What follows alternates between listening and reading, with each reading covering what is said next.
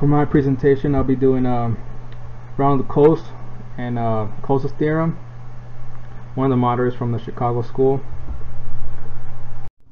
So just a little bit about Coase. He was born on December 29, 1910 in England, died on September 2nd, 2013 in Chicago, Illinois. Coase attended the London School of Economics, receiving a Bachelor's of Commerce degree in 1932, earned his DSc, which is equivalent to a PhD in economics from the University of London in 1951. And in 1931, he was in his third year finishing up his BSc degree. One of his classes that he found interesting at first was industrial law. Furthermore, in 1951, Ronald Coase migrated to the United States. In 1951 through 1981, he was employed at various universities, such as University of Buffalo, New York, and University of Virginia, Charlottesville, through the years of 1958 through 1964. At the University of Chicago Law School, he served as a professor of economics through the years of 1964 through 1981. In 1991, he received his Nobel Prize in economics for discovery of and clarification of the significance of transactions costs and property rights for the institutional structure and functioning of the economy. In 1960, Ronald Coase wrote the problem social cost, which is known as Coase's theorem, that are complete competitive markets with no transaction costs. An efficient set of inputs and outputs to and from production. Optimal distribution will be selected regardless of how property rights are divided. In addition, the Coase's theorem states that there is a conflict of property rights that involve properties that can bargain or negotiate terms that are more beneficial to both parties than the outcome of any assigned property rights.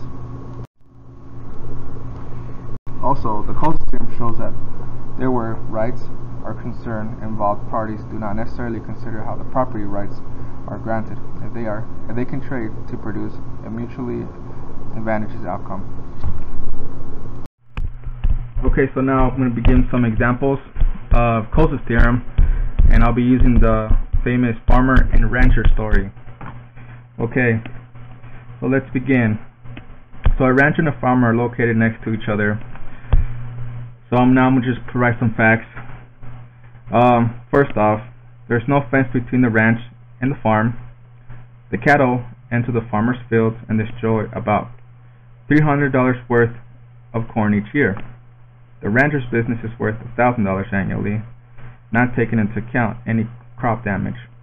Farmer's business is worth $800 before the cattle trample the corn. It could cost the rancher $100 to build a fence that would keep the cattle in his property. It would cost the farmer $400 to build a fence that would keep the cattle out of his property. Now, what we're trying to do here is having these two parties negotiate to minimize or have no transaction costs for the two. Now, in the problem of social costs, Ronald Coase argues that the outcome is the same, rather or not the cattle raisers held responsible for the crop damage brought about by this cattle, as long as it is clear who is liable for the crop damage, and there is no cost for negotiating a settlement. The ultimate result, which maximizes the value of production, is independent of the legal position. Now, in other words, it doesn't matter who is responsible for building the fence, as long as the cost of the fence is less than the cost of the crop damage. The fence will be built at least costly fashion. Now, breaking it down pretty much is we're trying to minimize, like I said earlier, minimize transaction costs or have no transaction costs. Okay, so now that we know what Coase's theorem is, by using the previous example of the farmer and the rancher, now we're going to be plugging it into some law and economics. And first case I want to bring up would be Kilo versus the City of New London.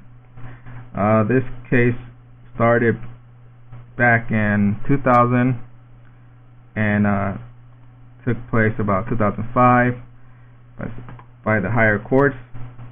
Now, this is what happened, just a brief of this issue.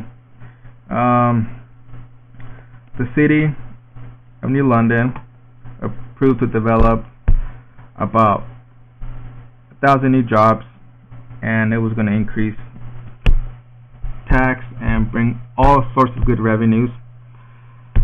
However, the people of the city, or the people that lived around that area, didn't want to give away their property, so this came and was taken to court. So the city purchased property and seeks to enforce eminent domain to acquire the remaining parcels from unwilling owners. The city did not plan to open the condemned land to general public, nor the private leases of the land required to operate like common carriers.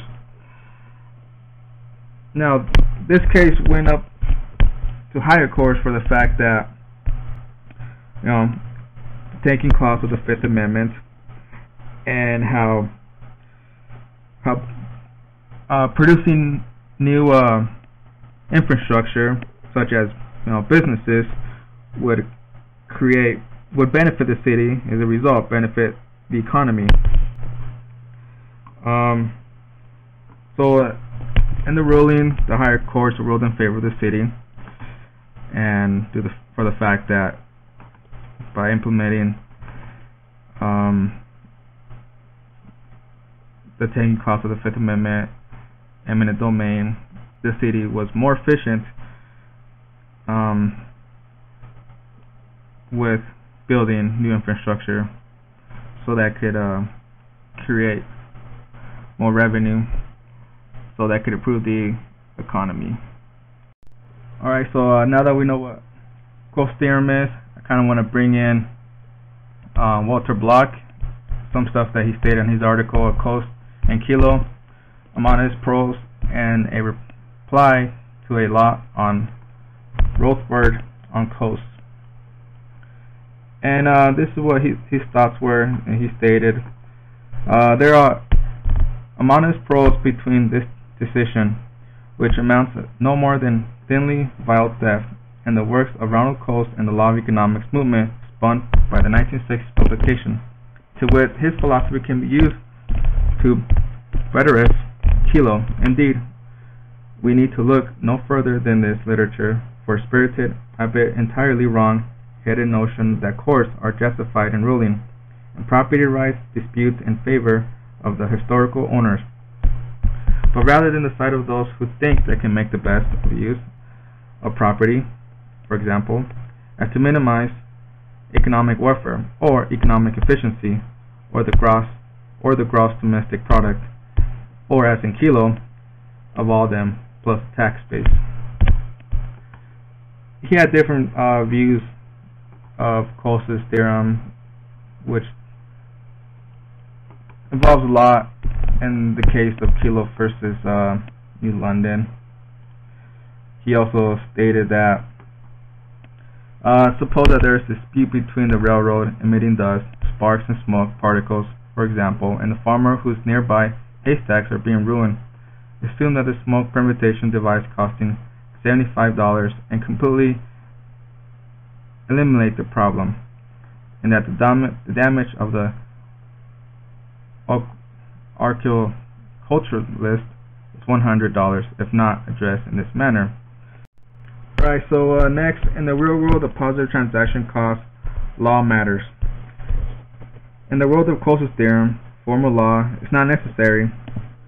Coase argued in this paper that there was a need for the clear entitlements to be allocated a bit randomly, but the resources would then be go to those who have the product. Next, or as other scholars would say, the result would be additively efficient. The economist Stephen Chung has argued, and Coase has concurred, even necessary for an efficient outcome. Market participants will costly define the allocate entitlements as needed by desperate contracting. In the world of Coase, there is no need and no basis for choosing transaction costs. Perfect competition and complete information, there is no basis for preferring capitalism or to socialism or vice versa. Just want to give a shout out to some of my references here: Stephen Gordon, Nick Roll, Mike and Moffat, Francis and Woolley, Levue and D'Amato from the Worthwhile Canadian Initiative. And then I also want to give a shout out to Daniel Cole and Peter Grossman from Principles of Law and Economics, 2nd edition, and also Block Walter for his article, Coase and Kilo.